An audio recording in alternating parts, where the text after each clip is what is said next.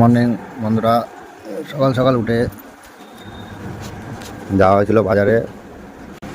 বাজার থেকে আসলাম, খাসির মাংস না আছে। আচ্ছা, এখন বউ রান্না করেছে সকালে ভাত। আগে বলেতে ডিম ভাজি, এখনো হয়েছে নাকি চলো দেখি গা। ঠিক আছে। কি গো, এত বড় ডিম কে খাবে? আনতা ভাত আছে। স্নান করেছো? দোকানে গেলাম, ডাল নিয়ে আসলাম, মাজন টাজন নিয়ে আসলাম। মেয়েটা আবার পাশের বাড়িতে খেলতে গেছে, একটু ডাকতে হবে।